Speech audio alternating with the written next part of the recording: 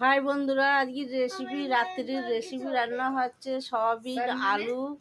তো চলুন, আমি কড়া দিয়ে দিয়েছি, উনুন জ্বেলে দিয়েছি গ্যাস। তো কড়াই গরম হয়ে গেছে, তেল দিয়ে দিয়েছি, দুটো শুকনো লঙ্কা, একটা তেজপাতা ফোড়নে দিয়ে দিয়েছি, 1 চামচ নুন ফোড়নে দিয়ে দিয়েছি, 5 ফোড়ন ফোড়নে দিয়ে দিয়েছি, জিরির ফোড়ন ফোড়নে দিয়ে দিয়েছি।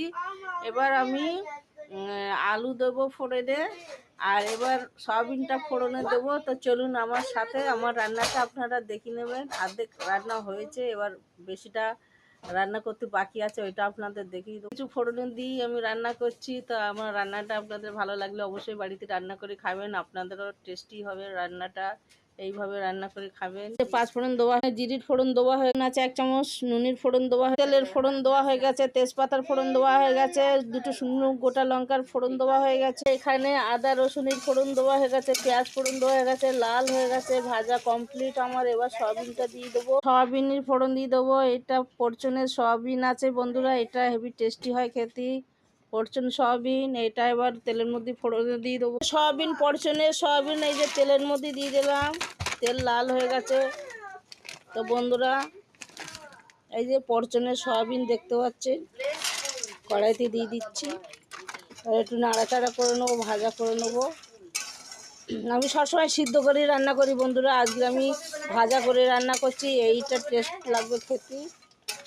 করে ভেজে নিয়েছি, দেখতে পাচ্ছেন সয়াবিন পুরি পুরি গেছে। এবার আলুটা দিয়ে, টমেটো, কাঁচা লঙ্কা, আদা রসুন থেতু আছে, আরও কাঁচাতে দিয়ে দেবো। আলুটা দিয়ে দিলাম, নাড়াচাড়া করে নেবো বন্ধুরা, ভালো করে কষিয়ে নেবো। এখানে এই সয়াবিনটা আলাদা খেতে টেস্ট হবে। এটা ধনের গুঁড়ো 1 চামচ দিয়ে দিলাম, সবজিতে আছে 1 চামচ দিয়ে দিলাম, জিরির গুঁড়োটা, হলদির গুঁড়ো দিয়ে দিলাম, চামচ নুন দিয়ে দিলাম, সয়াবিনে চিনি দিয়ে দিলাম, লাল গোলমরিচের গুঁড়ো দিলাম, গোলমরিচের গুঁড়ো দিলাম, ঝাল হবে তার জন্য।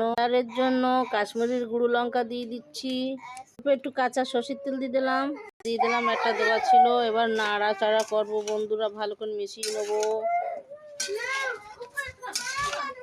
হয়ে গেছে বন্ধুরা। তো এবার ঝোল দিয়ে দেবো, ঝোল খাওয়ার জন্য।